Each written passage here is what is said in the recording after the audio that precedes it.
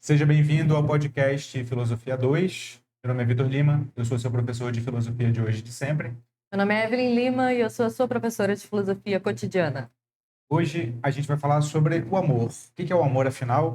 Nessa temporada 4, em que nós falamos sobre a ética das relações, de como viver junto. Então a gente já falou sobre vários temas: confiança, desconfiança, ciúmes, e hoje a gente vai falar de amor. E para falar de amor, a gente vai falar sobre as variedades da experiência amorosa. E tem uma obra fundamental na literatura e na filosofia como um todo. Essa obra é meio literatura, meio filosofia, que é o Banquete do Platão. A edição que a gente vai pegar aqui é a do Edson Bini, da editora Edipro. Ele lançou os diálogos completos, né? E aí a gente está se fazendo por aqui. É isso mesmo? Isso mesmo, vamos lá. Tem como pular o banquete se a gente vai falar de amor, né? Exato. E aí eu fiz minhas anotações aqui para a gente não se perder sobre ele, né? O banquete originalmente se chama Simpósio, não é banquete, né? Porque banquete remete a comida pra gente hoje. Banquete remete a uma mesa cheia de comida. Só que, na etimologia, banquete é sim, S-Y-N, que quer dizer junto. Tipo, sinestesia significa as sensações todas juntas. Esse sim significa junção. E esse posses do banquete significa beber. Então, na verdade, simpósio é beber junto. É A uma gente devia reunião ter botado uma bebida hoje aqui especialmente. em que se bebe junto. Mas se bebe água no simpósio também. Porque a técnica que todo bebum que se preze sabe é que você sempre bebe bebendo água. Porque senão você não aguenta a noite inteira, né? Então era comum que eles colocassem água no vinho, o vinho na água, bebessem água junto com o vinho. Então a gente ficou só com a parte da água aqui. Mas basicamente não é um relato de algo que aconteceu. É quase como se fosse uma peça de teatro em que se reúnem alguns personagens para falar sobre o amor. É basicamente isso, o diálogo do Platão. E aí se reúnem lá Sócrates, Aristófanes, Ágaton, Apolodoro, Aristodemo, Erixímaco, Pausânias e no finalzinho vem o Alcibiades para fazer um escândalo básico ali. Só nome fácil de gravar. Só não me fácil de gravar.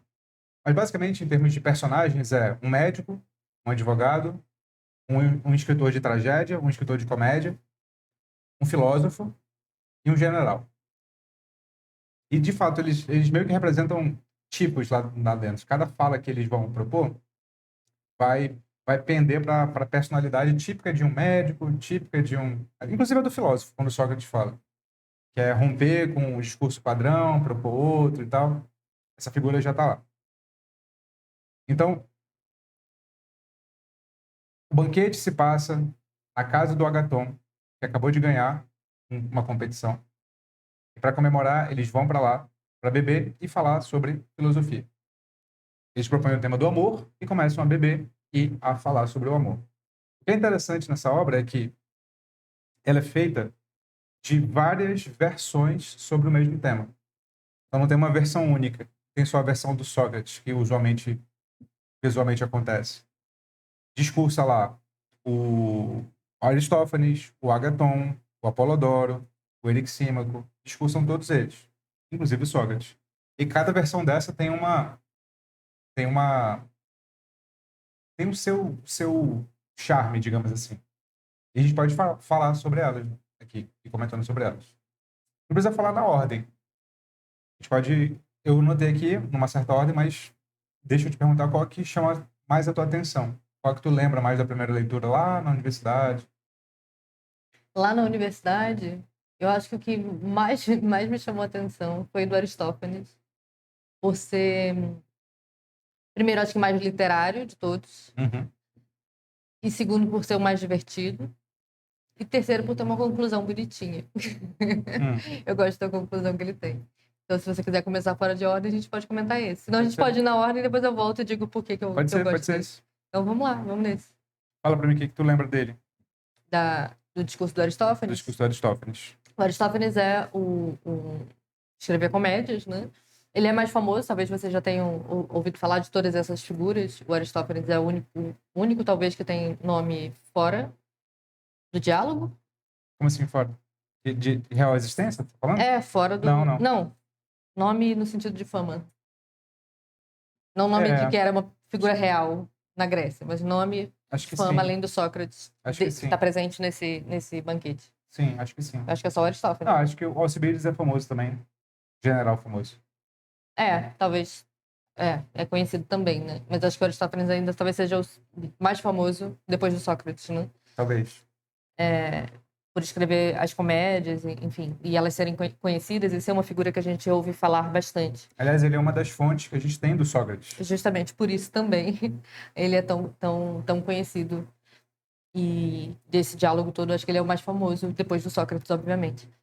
E, enfim, o discurso do Aristófanes, eu acho que ele é interessante porque ele é o primeiro que começa trazendo uma imagem literária, antes de tudo. Então, ele vai contar um mito, mas um mito bem mais diferente do que todos os outros que vão se remeter aos mitos já conhecidos, né? Os outros vão mencionar aqui uma fala do Homero aqui, vão mencionar uma história do Hesíodo ali, mas ele vai contar um mito completo. E ele vai dizer que, na nossa origem, nós éramos seres duplicados. Primeiro, nós éramos 3 gêneros. Isso é o que eu me lembro. Nós éramos 3 gêneros. Masculino, feminino e andrógeno. Esses são os termos que ele usa. E dentro, nós éramos 3 gêneros, e nós éramos todos, dentro desses 3 gêneros, duplicados em tudo. Então, nós tínhamos 2 braços, 2 pernas, 2 cabeças, 2 tudo, né? Tinha um formato... E eu lembro que a gente andava girando, não era? Tinha um formato circular. Circular. Então, eu tenho a cena na minha cabeça, né? Com todos os 8 membros, assim, com os outros braços, tu vai girando, assim, né? Então, o formato é levemente circular. E, então, assim, a gente era uma figura muito, muito diferente, né? Mas o que mais importa no que fixou na minha memória é que nós éramos duplicados, né? Eu acho que esse é o que mais importa desse mito. Na verdade, a gente não era duplicado, a gente era uma coisa só. Não, duplicado no sentido do que temos hoje, né? Nós, tá falando da nossa origem. Na nossa origem, nós tínhamos 2 de tudo que temos hoje, né? Isso. Duplicado nesse sentido. Mas não só ser, né? Mas éramos uma coisa só, tínhamos 2 de tudo que temos hoje, mas isso era um ser só. Uhum. E 3 gêneros, né? Existiam 3 gêneros, os 3 gêneros eram feitos dessa forma. Exato. Esse era o primeiro aspecto interessante. O segundo aspecto interessante, eu não sei se tu lembra disso, mas era que essas figuras, ou seja, nós, na origem, éramos muito afrontosos com os deuses, assim. Tinha um certo poder, tinha uma certa capacidade de enfrentar os deuses, de incomodar os deuses, que a gente não teria mais hoje, né? E isso irritava os deuses, e justamente por isso eles precisavam fazer alguma coisa com... Aliás, você sabe muito bem disso, tem uma série de mitos que vão brincar com isso, né? Com essa audácia humana de se sentir capaz de qualquer coisa próxima dos deuses, né? Seja enfrentar, seja se sentir próximo de fato, né? Então, para punir esses humanos ali que se sentiam, né? Com algum tipo de poder, Zeus decide dividir ao meio esses seres, que eram uns. E é aí que vem, eu imagino, a ideia da metade da laranja, que a gente tem até hoje, né? Ao dividir esses tampa seres. Da frigideira. A tampa da panela, tampa da né? panela. Cada um tem sua tampa da panela, seu par de sapato, coisas assim, né? Essa ideia de que nós temos uma metade gêmea, né? Uma alma gêmea. Então, nós éramos seres únicos que tinham tudo igual, né? Ou seja, era realmente gêmeo os lados, né? Mas era um ser só. Ao partir no meio, a gente fica exatamente 2 partes iguais. Completamente iguais. Que vão viver separadas por aí. E viram seres independentes, vivendo por aí, mas que eram um ser único. E aí o seu resto da sua vida, digamos assim, vai ser sempre sentindo vontade de encontrar a metade que era sua. Restituir essa metade.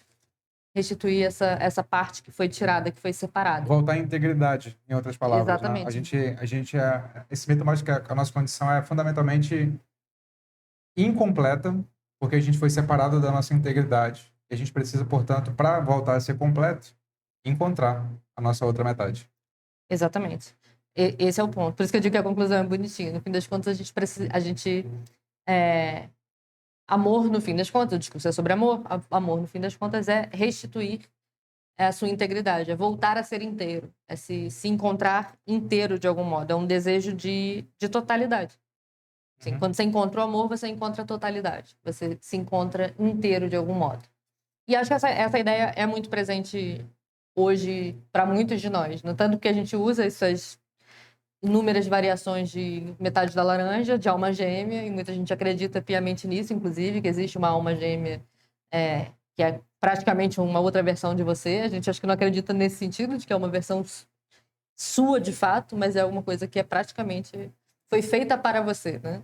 Essa é a diferença de como a gente acredita hoje, quando acredita nessa versão de amor, né?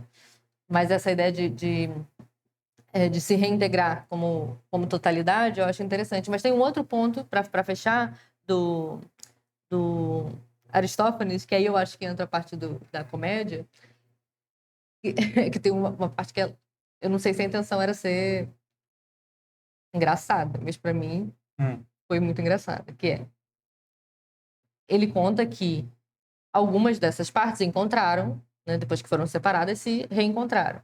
E quando elas se reencontravam, elas ficavam tão felizes, tão completas, que elas não queriam se separar mais. Só que elas não queriam se separar mais mesmo, assim. Elas ficavam grudadas, abraçadas, e não faziam mais nada. Praticamente estáticas. Ou seja, elas não faziam mais nada da vida. Ficaremos apenas abraçados aqui, quase em posição fetal, sem fazer mais nada. E aí, o que acontece? A gente não faz mais nada, a gente morre, né? A gente começa a morrer. De fome, de inanição, de tudo. E ele diz isso lá. E aí os Zeus ficam com pena, que eles estão tão apaixonados um pelo outro, que eles não precisam de mais nada, porque eles são completos. Né? Porque eles não fazem mais nada, porque eles são completos. E o Zeus fica com pena, ele move os órgãos genitais para frente, eles estão abraçados, completos, assim, né? Se abraçaram porque estão felizes e juntinhos. Ele move os órgãos genitais para que eles se toquem, e eles começam a reproduzir ali abraçados na posição que eles ficaram quando se encontraram. Só abraçados. E aí ele vai dar origem das orientações sexuais. E eu achei isso muito, muito bacana de pensar, né? Então, os andrógenos, que é quem tinha os dois sexos, quando se reproduziram ali, reproduziam de fato, né? Reproduziam, formavam novos seres. E os andrógenos seriam a origem de quem tem interesse pelo sexo oposto.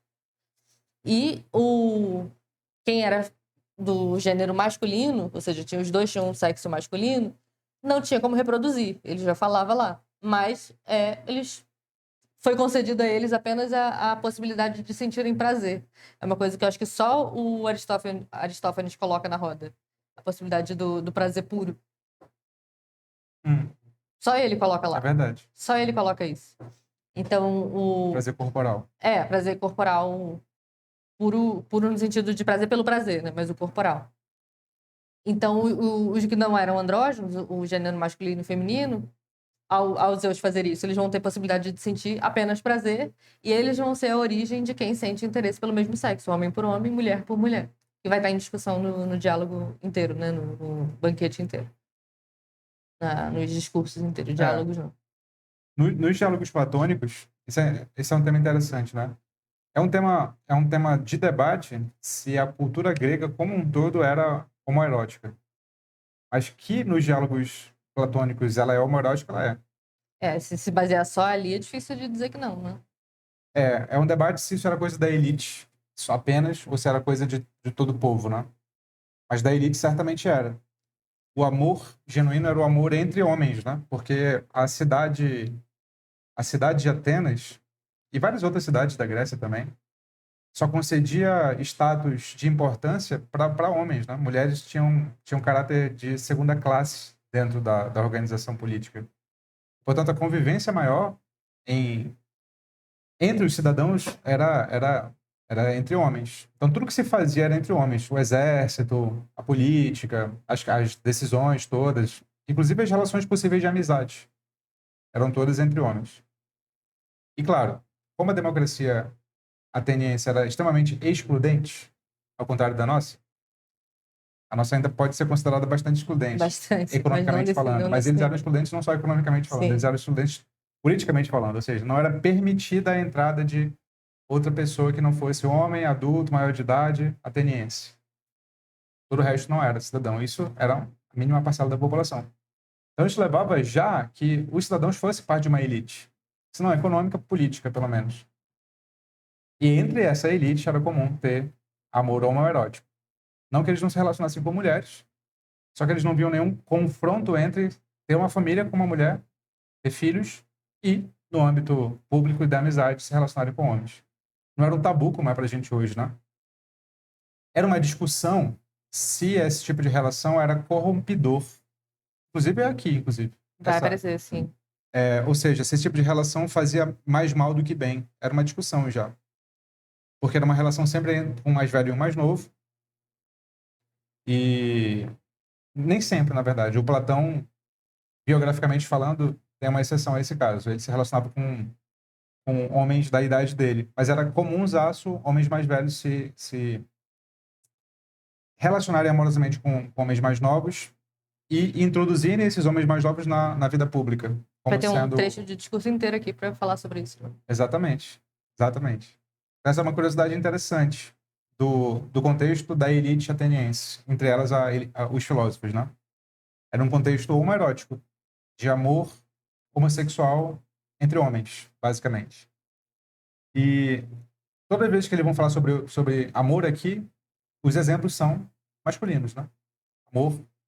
Não só os exemplos, mas na maioria das vezes a defesa mesmo, assim. Vão dizer explicitamente, vão fazer explicitamente uma hierarquia entre amor, entre os homens é superior, ou é melhor, ou é mais virtuoso, ou é mais digno. Vai ser colocado dessa forma, não vai ser só exemplificado, né, na maioria das vezes. Talvez o Aristófanes seja o único que não tenha colocado isso. Talvez. E eu nem tinha pensado em falar nisso, mas dá pra falar assim. Por quê, né? Por que o amor entre homens é melhor do que o amor entre mulheres? Não tá dito explicitamente, mas já foi amplamente analisado. Mas acho que talvez a obra que mais me vem à cabeça sobre esse tipo de análise é a Condição Humana da Hannah Arendt, que ela vai falar sobre política em geral, mas ela dá esse exemplo. A mulher era vista como pertencendo ao campo da necessidade e o homem era visto como pertencendo ao campo da liberdade. Necessidade porque a mulher sangra todo mês, tem filho, e numa sociedade patriarcal, ela tem que ficar em casa, cuidando do âmbito privado. E no âmbito privado, você não escolhe o que fazer. Você tem que fazer as coisas, né? Você tem que procriar, você tem que cuidar da casa. É o âmbito da necessidade, do ter que fazer alguma coisa. O âmbito da liberdade, aquele em que você delibera o que fazer, é o âmbito da vida pública. Se a mulher pertence ao âmbito privado e o homem pertence à vida pública, e o âmbito privado é da necessidade e o da vida pública é o da liberdade, então está claramente posto nesse tipo de sociedade que os encontros genuínos entre as pessoas só podem se dar no âmbito dos homens. Porque não existe amizade por necessidade. A amizade é um ato de deliberação. É um ato de cultivo a longo prazo e tal. E o amor, esse amor que vai se distanciar, e outros discursos vão dizer isso, vai se distanciar da mera necessidade corporal, ele só é possível no âmbito público, e não no âmbito privado. No âmbito privado, eu me sinto atraído sexualmente por alguém. Existe esse amor, mas eles vão hierarquizar daqui a pouco. Esse amor não é o amor mais digno que há, segundo os valores da sociedade, né? Deles lá. Então, por isso que o amor entre homem e mulher não é o amor mais digno. E nesses mesmos valores dessa sociedade, a gente sabe, explícita e implicitamente, né? Implicitamente no sentido de alguns estudos que a gente vai descobrindo com alguns indícios, e explicitamente que a gente sabe com alguns escritos, como Aristóteles, por exemplo, Sim. E outros, né? A gente sabe que tinha uma hierarquia de valor dessas figuras mesmo. Assim. Mulheres eram inferiores como existência, de fato. Mulheres, escravos, jovens, né? Tinha uma hierarquia, uma série de hierarquias sendo feitas, né? Sim. E, em geral, as mulheres estavam numa esfera de domínio dos homens, já que eles eram superiores. E quando a gente vai para esses diálogos, para esses assuntos intelectuais, eles vão colocar aqui essas conversas numa esfera de uma espécie de liberdade intelectual que se opõe muito a esse âmbito do domínio de dominação mesmo que o privado exige. A mulher não participa desse âmbito de liberdade intelectual nessa sociedade aqui. Então, não... Com raríssimos exceções, ela não participa. Exatamente. Inclusive, o que eu ia mencionar em seguida, com raríssimas exceções, como você tem razão. Apesar de tudo isso que a gente está dizendo, e disso aparecer aqui nesse texto, não só na Grécia, mas aparecer nesse texto, a gente sabe que o Sócrates vai introduzir o amor a partir do ensinamento de uma mulher. Então, não quer dizer que não tenham papéis, mas elas não participavam ativamente desse ambiente. Mas elas vão aparecer em alguns momentos, né? Tem uma, antes de te devolver a palavra, tem uma, lá no iniciozinho do banquete, da cena do banquete mesmo, quando o banquete está para começar, tem uma... Depois eu dei uma pesquisada e vi que os simpósios, né, como você explicou aí no início, para a gente não confundir com os banquetes como a gente entende, né? Eles têm um momento que alguém, eu não lembro o nome que se dá para essa pessoa, mas tem uma figura que vai decidir a segunda etapa do simpósio. A primeira etapa é comer, a segunda etapa é a etapa da curtição, como a gente diria hoje, um pouco assim, é a etapa que você vai beber. Então, a comida vem antes, a bebida vem depois, e você vai beber e se distrair. É a etapa do entretenimento, digamos assim, né? Então, talvez a palavra seja essa. Então, é a etapa que tem música, conversa, tem esse tipo de coisa junto com a bebida. E tem uma figura que decide o quanto se vai beber.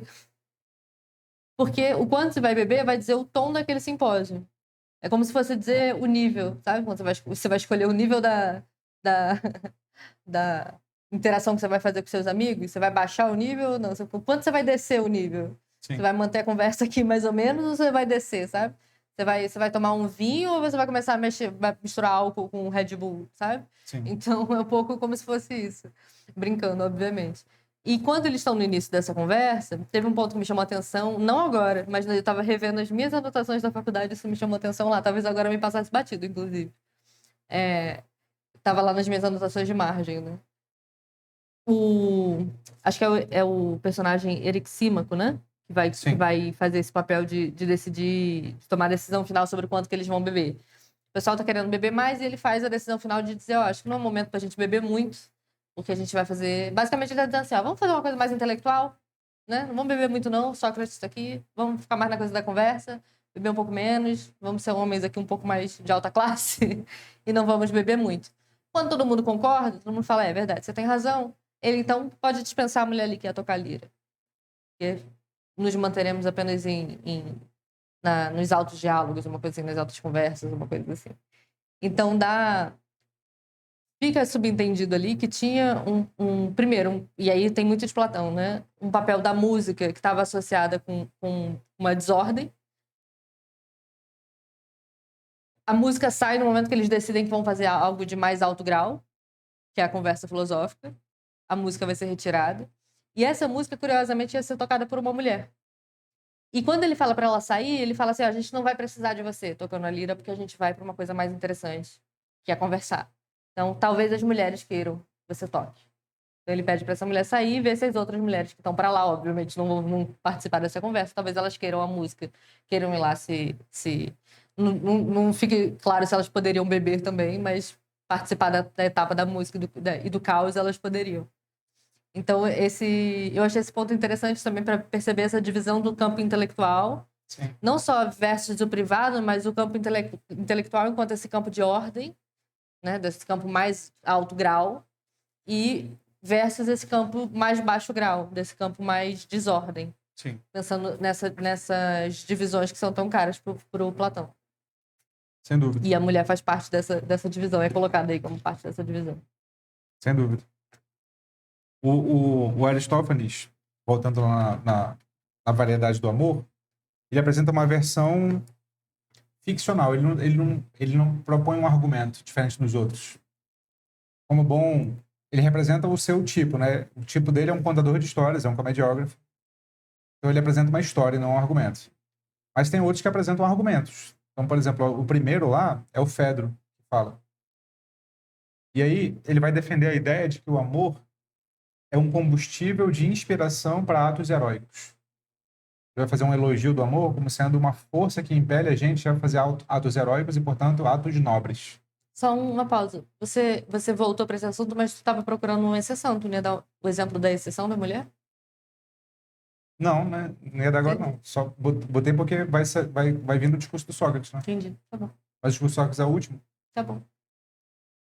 E Então, essa é uma versão do amor, essa que fez história na cultura ocidental, essa do Aristófanes, a alma gêmea. E outra versão do amor, que a gente vai chamar de romântica, milênios depois do que ele está falando aqui, com o movimento lá do romantismo alemão, é essa do amor enquanto força que impele a gente a fazer atos heróicos.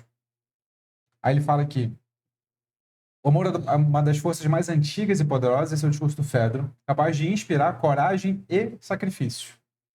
O amante é impulsionado a feitos heróicos para ser digno da pessoa amada.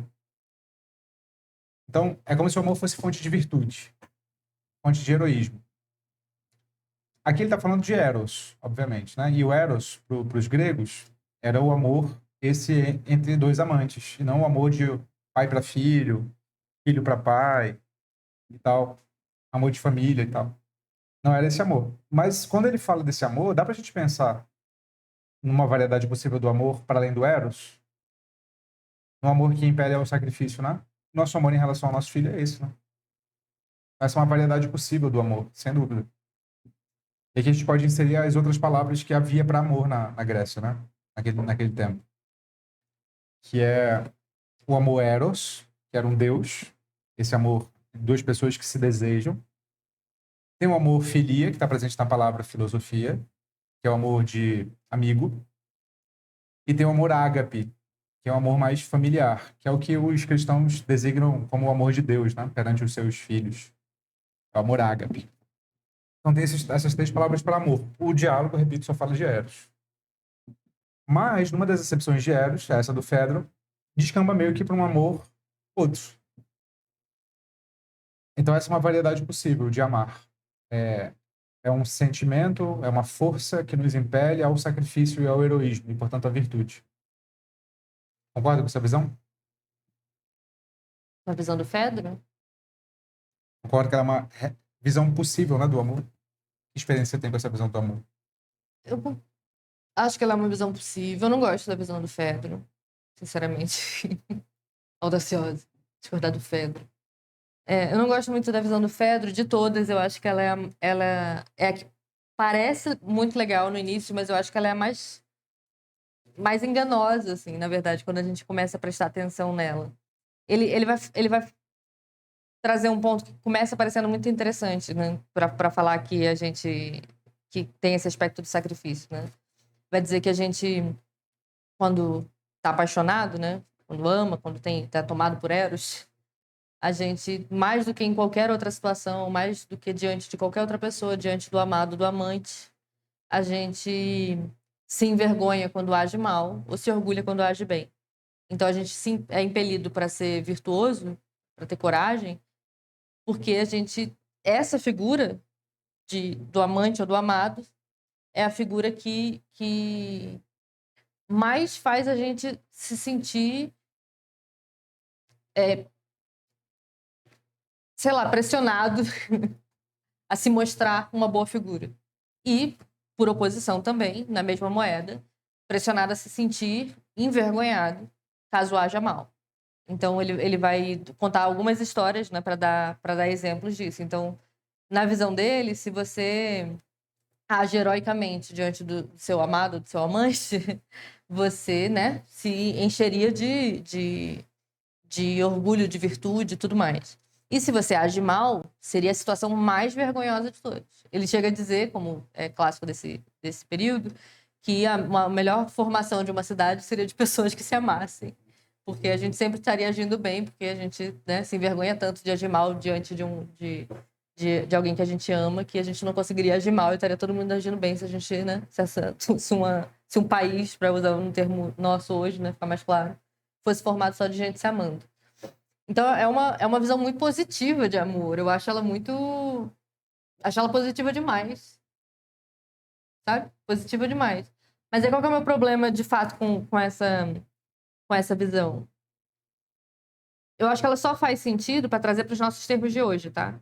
Eu acho que ela só faz sentido se a gente entendesse esse amor, que a gente está traduzindo Eros o tempo inteiro por amor, Se a gente, ele vai achar que a gente tá chamando ele o tempo inteiro. O Eros tá deitado aqui no chão, inclusive, que é o nosso gato, quem não sabe. Ele tá falando o nome dele o episódio inteiro. Acho que é por isso que ele veio deitar aqui. Por isso. Ele nunca deita aqui. Acho que ele tava pra lá, a gente falando o nome dele, ele veio deitar aqui. Um episódio de Eros com Eros aos nossos pés. Vocês não estão vendo, mas ele tá aqui deitadinho. A gente tá o tempo inteiro traduzindo Eros por amor, né? Eros por amor. Mas o amor, você especificou que tipo de amor, mas por amor. E eu tenho a impressão, para usar os termos de como a gente traduz hoje, para as nossas possibilidades de falar amor, que o Fedro parou na paixão. Que é uma etapa só de desejo, que é quando você está muito desejando alguém. Que não é o único tipo de amor que vão falar antes, pelo contrário. Mesmo falando de desejo, ou seja, falando desse amor que não é de pai para mãe, que não é de pai para mãe, que não é de pais para os filhos, de filhos para os pais, de irmãos, de amigos. Família. É amor realmente de casais, sejam eles homoafetivos ou heterossexuais. Heteroafetivos. Heteroafetivos, tava faltando essa palavra, por isso que eu fiz a pausa. Só que não formou e eu fui para heterossexuais mesmo. Por mais que estejam falando desse tipo de amor, eles não vão falar Eles vão fazer distinções de graus, entende? Da sofisticação desse amor. E eu tenho a impressão de que o Fedro, ele para nisso que a gente hoje chama de paixão, que é esse estágio em que você não enxerga mais nada. Você só enxerga a pessoa. E que passa. Que todo mundo concorda que passa rápido. Entende? Então, eu acho a visão dele muito limitada por causa disso. É como se ele só descrevesse a primeira etapa. Essa coisa de que a gente se envergonha, de que o amante, o amado, é a figura diante da qual você mais se envergonha se você agir mal, só nos 5 primeiros meses. 5? Não, sendo otimista. Eu diria que só nos 3 primeiros. Depois disso... Olha o Gabriel aí, já parou de... Aqui, ó, Gabriel. Vocês não conhecem o Gabriel ainda. Gabriel agora que tá fazendo aqui. Arrumamos outra geração Z. Não satisfeita com uma, temos 2 agora. Que vai trabalhar aqui. Agora o Gabriel que tá conduzindo. Aqui, já tem 2 semanas aqui, já tá à vontade, entendeu? Já não tá mais fingindo que... Entendeu? Aqui, ó, já que fingia que era tímido. Já não tá mais. Já tá me chamando de velha. Um absurdo. Porque é assim que a gente age. Brincadeiras à parte, mas entende? A minha visão do que eu tô brincando, que eu não gosto da visão do Fedro, é como se ele descrevesse paixão e, portanto, ele fosse um degrau a menos do que todos os outros vão no discurso. E então, assim, voltando para a brincadeira, mas com fundo de verdade, é isso, essa ideia de que ele bota aqui, né, explicitamente, diante da figura que se ama, a figura que a gente mais se envergonha de agir mal. Mentira! E eu diria agora, pessoalmente, né, que inclusive uma das maiores virtudes de amor é justamente a figura que você ama ser a que você mais fica vulnerável de mostrar o seu pior lado. E não de você só se mostrar herói. O tempo inteiro. E, portanto, isso, pra mim, só mostra o quanto ele para na primeira etapa, como se ele estivesse descrevendo a paixão e só. Então, e aí, pra finalizar, ele fica num meio termo ali que eu não gosto, que é...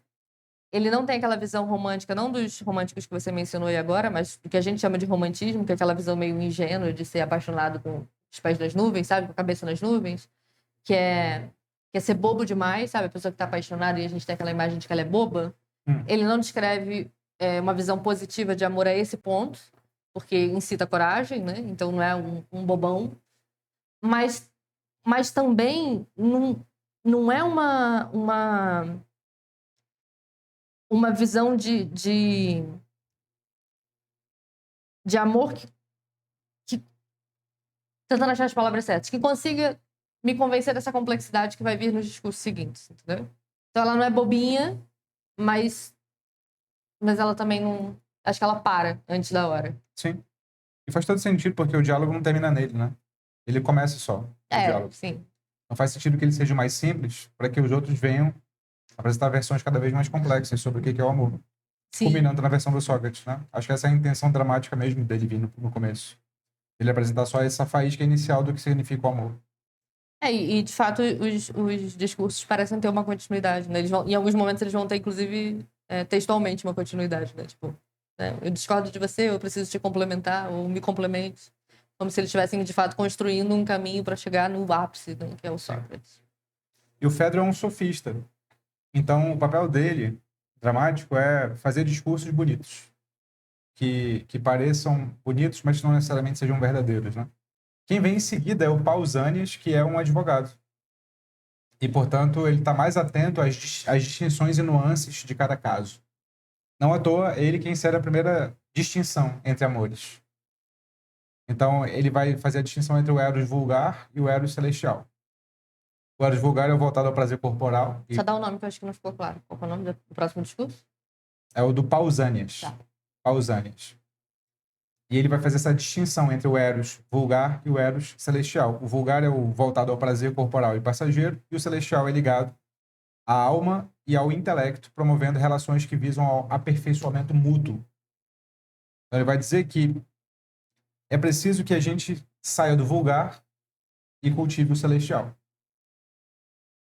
Então, ele já estabelece uma hierarquia aí, e um grau maior de maturidade do amor, que deixa de ser paixão, pura e simplesmente, como a gente fala hoje, e passa a ser algo mais, de fato, virtuoso, não só ligado para impressionar o outro, mas para aprimorar o outro no relacionamento. Um aprimorar o outro no relacionamento. Concorda com isso? Esse eu gosto mais. Esse eu gosto um pouco mais. Eu só não gosto desse porque ele insere uma cisão muito, muito irreal entre o corpo e a alma, né? Ah, nesse aspecto sim. Então, se o amor celestial visar sua alma, é como se ter tesão pela outra pessoa fosse algo a ser evitado, fosse algo menor. E eu penso que não, pessoalmente falando, não. Se amor não tem atração física, nada o diferencia de uma amizade. Absolutamente nada. Mas pensando aqui no aspecto que você estava falando agora mais até literário, no sentido do Platão pensando o texto, né? Eu falei da paixão, você concordou? Do Fedro, aí você falou, no final você concluiu, mas talvez tenha tido um papel que é construir progressivamente, né? E aí, pensando nisso agora, faz mais sentido, reforçando esse ponto, faz mais sentido ainda, porque o discurso seguinte, você sabe, vai tocar exatamente nesse ponto. Ele vai falar, olha, eu concordo com você nessa divisão, mas a distinção que ele vai fazer vai ser justamente trazer mais reforço para o corpo. E se a gente tiver razão de que eles estão sendo, de certa forma, progressivos, ou seja, o que o seguinte é sempre um pouquinho melhor do que o anterior na construção do Platão, e, portanto, esse papel do corpo, então, está sendo considerado ligeiramente melhor do que o discurso que considerou o papel do corpo como importante, né? E o próximo é o do Erixímaco, né? É o amor como harmonia cósmica. Já não vai ser mais o amor só como relacionamento humano, mas vai ser o amor como um princípio que regula a realidade inteira. Que era exatamente como era apresentado o Eros quando ele aparece lá na Teogonia do Hesíodo. A Teogonia é um poema sobre a origem da realidade, só que por meio da genealogia divina. Então ele vai tentar fazer a árvore genealógica dos deuses e, portanto, da realidade como um todo. Cada deus representando um âmbito da realidade, né? E o Eros é um deus primordial. Aliás, é Eros, Caos, Gaia e Tártaros. Viu, Eros? E esse Eros lá é uma força cósmica de união. Ele aparece aqui. Segundo o Erixímaco, que é o terceiro discurso, o amor é um princípio cósmico que regula o equilíbrio entre forças opostas, como saúde e doença, e está presente em tudo, da medicina à música. E o Erixímaco é um médico. E, portanto, também cumpre o seu papel dramático de estar preocupado com a integralidade da coisa. E com o corpo. E com o corpo. Exatamente. Ele não pode desconsiderar o corpo sendo um médico. Exatamente. E depois dele, parando para pensar aqui agora, eu acho que eu já tinha pensado isso, só que eu tinha me esquecido. Não é que tem uma progressão. Porque depois deles é o Aristófanes. O Platão não botaria o Aristófanes como uma progressão. O Aristófanes é um alívio cômico. Não à toa, ele é um comediógrafo. Porque a história dele é meio esquisita mesmo, assim. Sabe por que ela é meio esquisita? Porque quando ele vai descrever quem eram os humanos, a partir desse mito que ele conta, ele vai dizer que os humanos eram muito mais poderosos e perfeitos que são hoje, só que eles são figuras monstruosas. Você imagina um monstro. E é claro que é uma figura grotescamente engraçada. Assim, então ele tá meio que tirando um sarro mesmo disso. Eu acho que o texto cumpre esse papel mesmo. Quando você lê, é divertido. Você não leva muito a sério. Você não lê com o mesmo tom dos outros. Você vai lendo, você vai achando engraçado. Que bizarro. Onde é que ele vai chegar com isso aqui? Só que mesmo assim é um bom texto. No final, ele inclusive pede pra não levar não considere isso uma comédia. Mas não tem como não considerar. Tem como, né? E aí, depois do Aristófanes e antes do Sócrates, vem o Agatão, que é o dono da casa, que é um poeta trágico. E aí, o papel do Agatão aí, segundo eu penso, não é fornecer uma visão trágica do amor. É fornecer uma visão esteticizante do amor. Estética do amor. Então, ele vai dizer que o amor é jovem, belo e delicado. Essa é a tese do Agatão. Ele é a fonte de todas as virtudes, está sempre associado ao que é bom e harmonioso. É isso que ele vai dizer. Então, ele vai tentar, eu acho, fazer uma retomada dos 3 anteriores. Não dos 3, menos os Aristófanes. Dos 3 anteriores, menos o Aristófanes.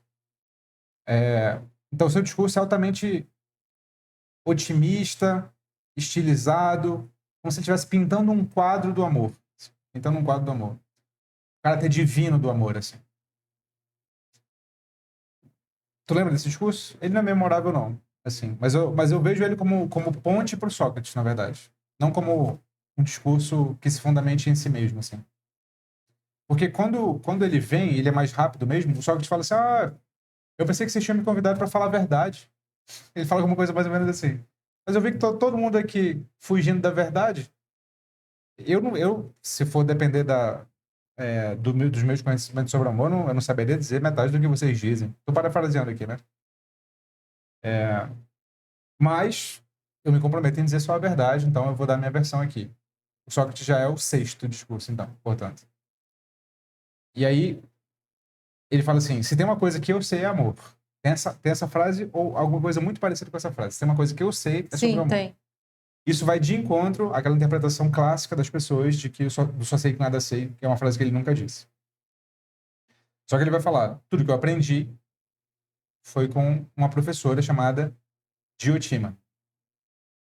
E o primeiro fato histórico aqui é que Diotima não existe, né? Ou pelo menos a gente não tem nenhum registro dela, a não ser aqui.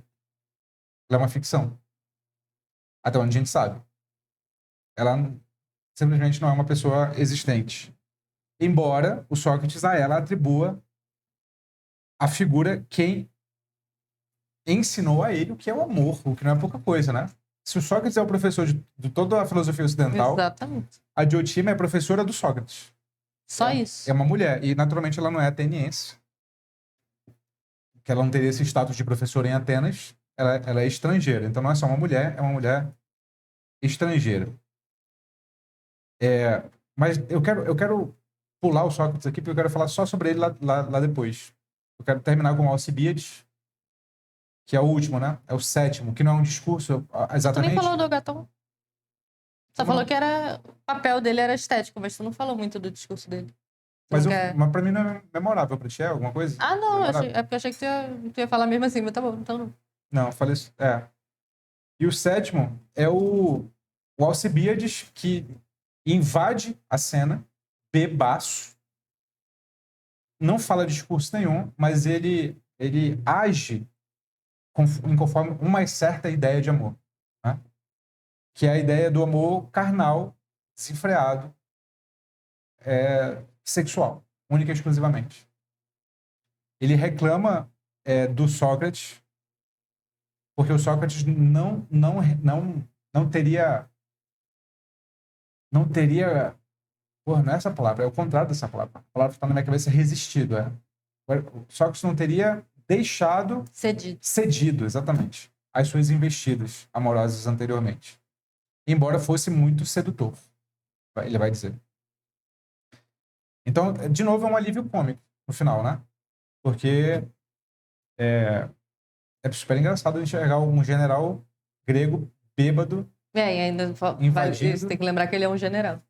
Invadindo uma festa para dizer que o Sócrates não queria ter relacionamento sexual com ele, né? Exatamente. Imaginem essa cena acontecendo.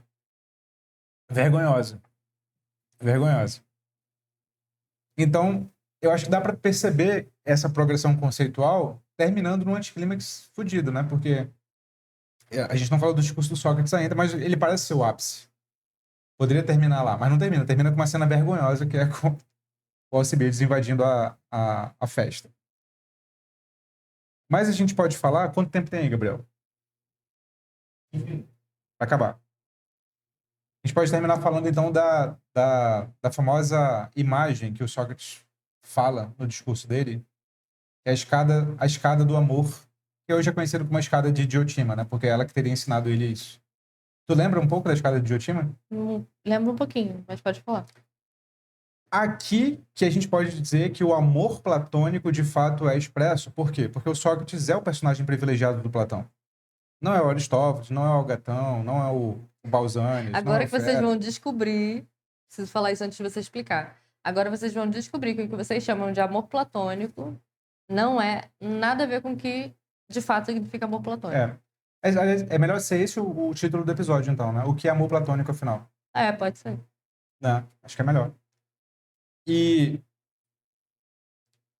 o amor platônico, no nosso vocabulário atual, é o amor idealizado, né? O amor que eu tenho por alguém, mas essa pessoa não sabe que eu amo.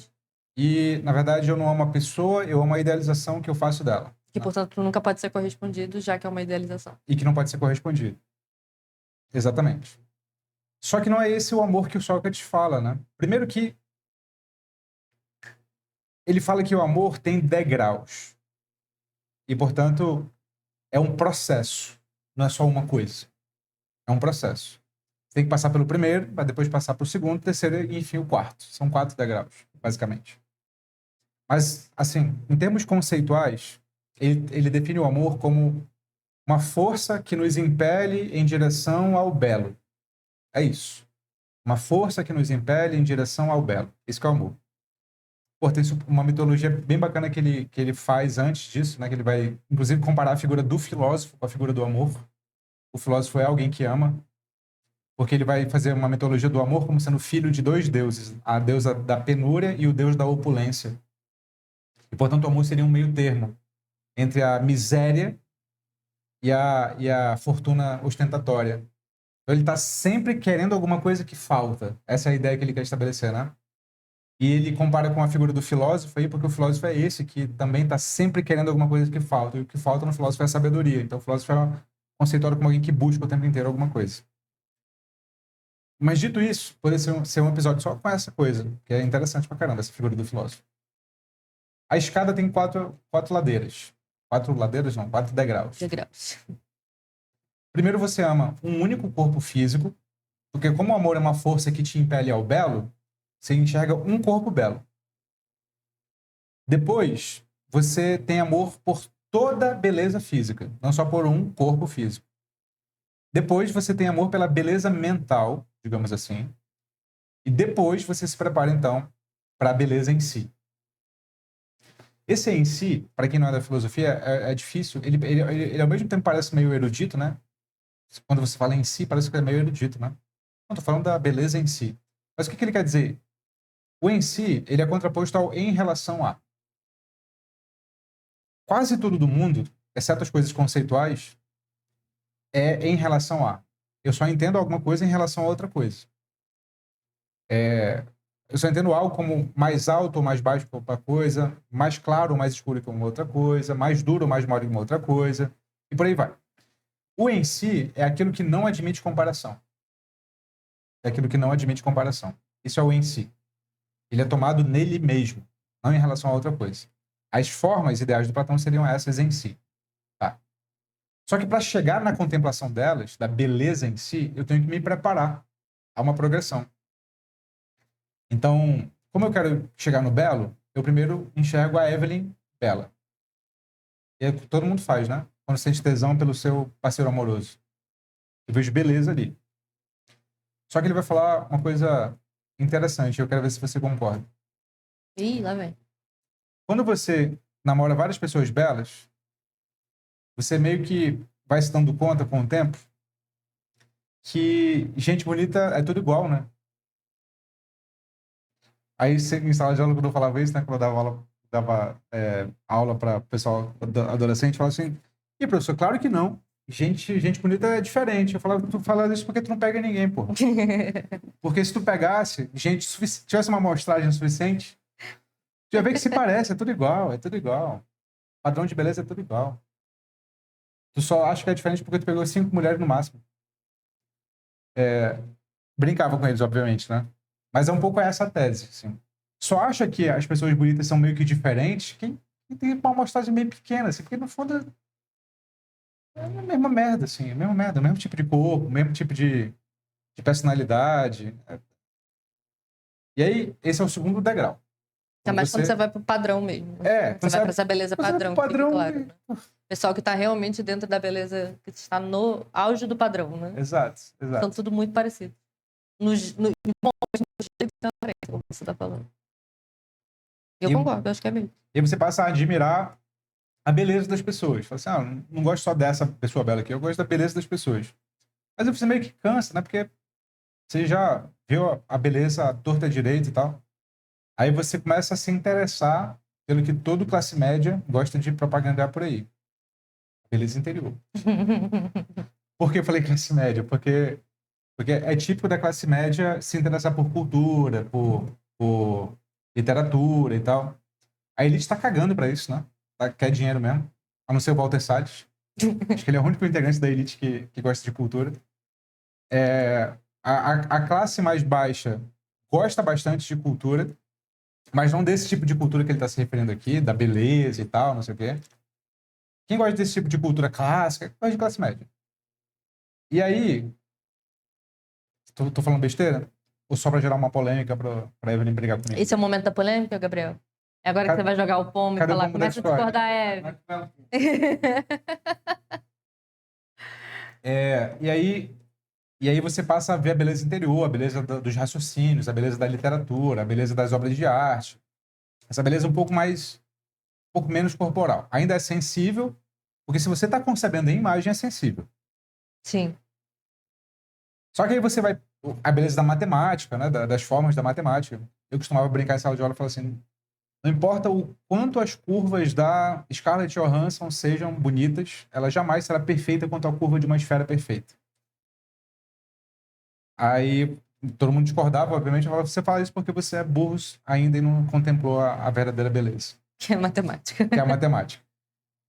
Só que, quando a gente entra no campo da matemática, a gente percebe, ou pelo menos essa é a intenção, que deve haver algo ainda mais puro. Por quê? E aí tem o lance da pureza e da impureza. Impureza é relativa a tudo aquilo que é sensível do âmbito do corpo, da cultura grega, né? E, portanto, se eu consigo conceber de algum modo imageticamente, e o círculo eu consigo conceber imageticamente, as formas matemáticas, então ainda é em algum grau impuro. É preciso que, se a beleza em último grau exista, que ela seja completamente pura e, portanto, completamente não imagética. Seja a beleza em si. E aí, o que é a beleza em si? Não tem como representar. Porque se eu representar, ela deixa de ser em si. Ela passa a ser relacionada a alguma coisa. Ela volta a ser sensível, entende? Então, no último degrau da escada, da diotima, está o belo em si. Aí, nessa hora, na aula, eu colocava a figura do pagodeiro. Tá o belo em si. Mas é isso. O amor, no final das contas, é uma força que impele ao belo. Só que o belo, ele mesmo, enquanto forma ideal pura, ele só pode ser alcançado depois que a gente vai se purificando no caminho. Então, de certo modo, dá para dizer que o amor platônico é, de certo modo, um amor carnal também, porque faz parte do processo amar corpos. Não é a última parada do metrô, digamos assim. Mas tem que passar pela estação em que há putaria. Entendeu? Tem que passar pela estação em que há putaria. Então, esse é o amor platônico. É o amor que visa ao último grau, mas no processo ele prevê um certo grau de sacanagem. De piranhagem, entendeu? Tem que ter um pouquinho de piranhagem. Tem que ter um pouquinho de piranhagem. Se até Platão diz. Tem que ter um grau de... É porque tem que ter experiência, né? Quando ele vai falar sobre a formação do filósofo na República, por exemplo, ele não fala que o filósofo tem que sair, tem que frequentar colégio interno, entende? Ele não fala que o filósofo tem que ser um incel. Ele não fala que o filósofo tem que ser, sei lá, né, católico que só pode transar depois de casar, entende? O filósofo tem que passar pelas experiências que passaria um guerreiro, e só depois de certa idade, inclusive transar, guerrear, aprender luta, aprender tudo que é possível numa vida normal daquele tempo. Aprender matemática, para o pessoal que diz que o humano não aprende matemática. Sobretudo matemática. Sobretudo matemática. Ou seja, tudo que a gente diz hoje que alguém de humanas, de filosofia, não deveria fazer. É conhecida a história que diz que na escola do Platão, na academia, estava escrito na porta, não entra aqui aquele que não sabe geometria. Exatamente. Porque a geometria é um processo da escada para você contemplar as formas, né? É o penúltimo grau de abstração, digamos assim, para contemplar as formas. Então, esse é o amor. Mas sabe o que eu gosto? É que, nesse processo de descrição do amor, ele vai descrever o amor como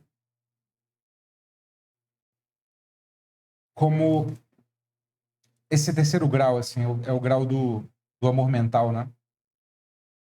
Ele vai descrever como um processo de melhoramento um do outro também, que também anseia em gerar imortalidade.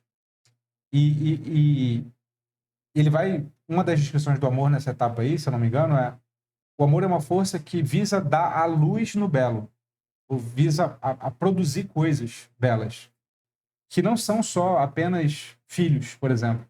São entidades culturais.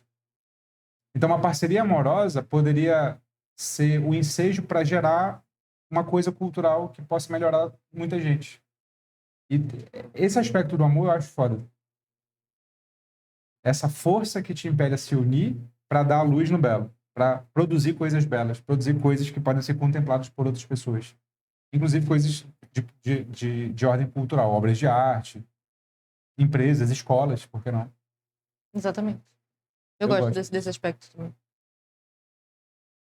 Para encerrar, quer falar rapidamente um pouquinho sobre como essas visões se conectam com as maneiras que a gente entende amor hoje? Fazer algumas conexões? A gente falou rapidamente sobre o Fedro ser basicamente o que a gente entende por paixão hoje, né? Sim. Você consegue fazer mais alguma conexão? Eu diria que talvez o Pausanias, que vem depois, seria mais próximo do que hoje, dentro de uma ética cristã, é defendido, né? O amor vulgar e o amor celestial. Tem muito isso, né? Tem muito isso numa ética mais cristã. O Erixímaco, o amor como harmonia cósmica, eu acho que se perdeu.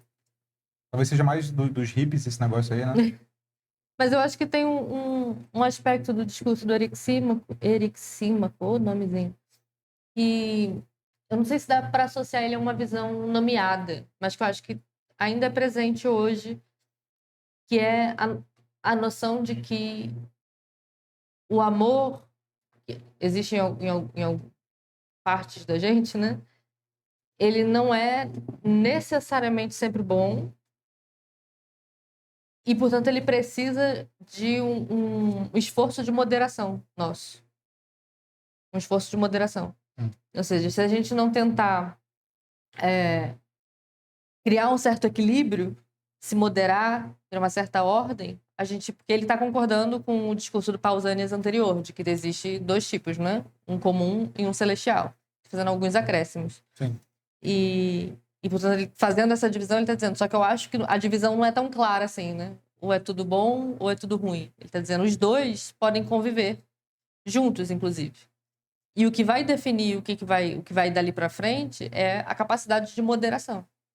E o que fica impressão para mim, quando ele coloca isso no texto, é um pouco assim, se você vai cair para esse amor mais banal, digamos assim, lá nessa visão que faz a divisão, né? Mais carnal, mais que não está preocupado com nada muito elevado, ou se você vai para esse amor mais elevado, é a sua capacidade de se manter consciente no processo. Isso me parece um pouco com a visão de algumas pessoas de que você está o tempo inteiro podendo ser tentado, digamos assim. As pessoas pensam muito isso, às vezes, sobre casamento. Ou sobre casais, em geral, não necessariamente casados, né? Mas que você pode o tempo inteiro estar sendo tentado a trair ou diversos tipos de traições, né? O que vai definir que o seu corpo, né? Que você tem um lado seu, tem gente que acredita nisso, pessoas mais velhas, principalmente. Que o seu corpo vai o tempo inteiro te impelir, naturalmente quase, algumas pessoas acreditam, para você trair. Porque tem um lado seu que é físico, que é corporal, que vai desejar outras pessoas, não só a pessoa com quem você é casado ou a pessoa com quem você se relaciona. Sim. O seu corpo, se você deixar ele agir, ele vai te jogar para outras pessoas o tempo inteiro. Você vai ver uma pessoa bonita, você vai ver um corpo desejável e você vai naturalmente desejar. É como se fosse esse eros comum dentro de você o tempo inteiro, dizendo que assim, se tem algo desejável, desejarei. Só que também existe dentro de mim, eu estou usando dentro de mim de forma vulgar, tá? Tem o outro lado dentro de mim, ou seja, existe a possibilidade também de ser jogado para esse Eros celestial, ou seja, de não me deixar ceder apenas por um desejo corporal que está dentro de mim. O que vai definir isso? E o Eric Simaco está dizendo um pouco disso. Moderação. Minha capacidade de me impor ordem e ordem e moderação mesmo, não me deixar ceder pelos dois. Então, se eu vou pender para um lado ou para o outro, daquilo que o Pausanias tinha colocado antes, é minha própria capacidade de me moderar. Acho que isso também está presente na visão de algumas pessoas. Tanto as que acham que não tem como você fazer essa moderação por conta, quanto as que acham que você tem um pouco dos dois e quem define um pouco dessa moderação. Que você tem um pouco dessa capacidade de moderação. Agora, claro, na nossa visão atual é mais uma questão de consciência. A gente acha que a gente tem essa capacidade consciente, racional de tomar a decisão de fazer ou não fazer. Mas esse é outro aspecto. Sim. Mas um pouco dessa visão de que você tem os dois lados presentes e que você precisa de uma certa ordem, de uma certa moderação para decidir se você vai cair para um comum ou para algo mais elevado. E seria não se deixar ceder por um desejo corporal puro e simples. Sim. Também existe, não? Mais algum? Você conecta? Não. Não. E a visão de amor romântica lá do Agathon, acho que é muito próximo do amor romântico. O amor é jovem, o amor é idealizado, ele impele a virtudes e tal. Um pouco da nossa visão de amor / paixão juntos, né? Sim. É isso. É isso. Como é que é? Quer encerrar? Sim. Temos um episódio? Temos um episódio.